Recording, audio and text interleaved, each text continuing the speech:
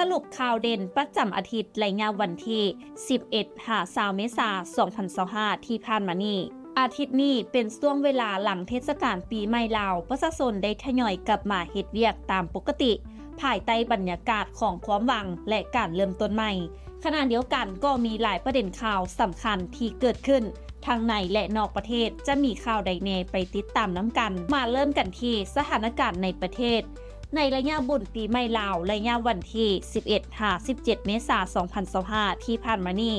มีอุบัติเหตุกว่า300 ครั้งมีผู้เสียชีวิตถึง26 คน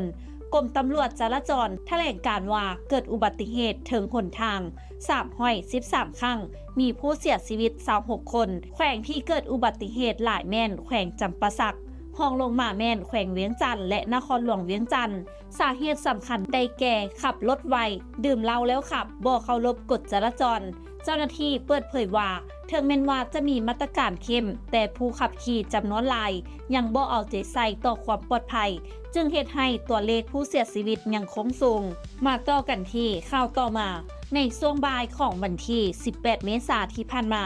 เกิดมีพายุฝนตกฟ้าลมแรงในเมืองท่าแขกแขวงคำม่วนพัดหลังคาต้นไม้ของวัดจอมแจ้งได้รับความเสียหายหนักและในวันเดียวกันนั้นก็ได้พัดเข้าบ้านท่าเมืองเก้าเมืองแขวงสารวันเห็นให้หลายบ่อนได้รับผลกระทบเรือนประชาชนและเสาไฟฟ้าล้มหักจำนวนหลาย10 ต้นอินเดียเผชิญกับคลื่นความร้อนรุนแรงอุณหภูมิสูงถึง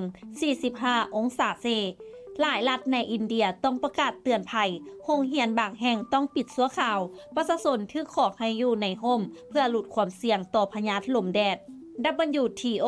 หลุดการคาดคะเนการเติบโตการค้าโลกปี 2025 องค์การการค้าโลกหรือว่า WTO ได้หลุดการคาดคะเนการเติบโตของการค้าโลกในปี 2025 จากก่อนหน้าที่คาดจะเพิ่มขึ้น 3.0% เหลือเพียง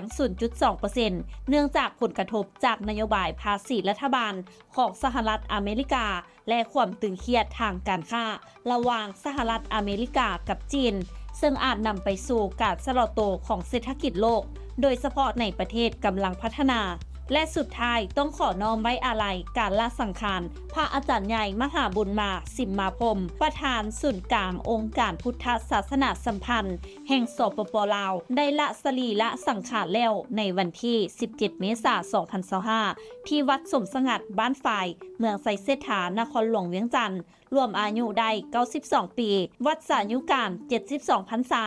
และนี่แม่นข่าวเด่นประจำอาทิตย์ที่ผ่านมาที่ทางเฮาได้ควบรวมนำมาฝากในมือนี้ทุกท่านคิดเห็นแนวใดกับข่าวใดแน่สามารถร่วมแสดงความคิดเห็นกันเข้ามาได้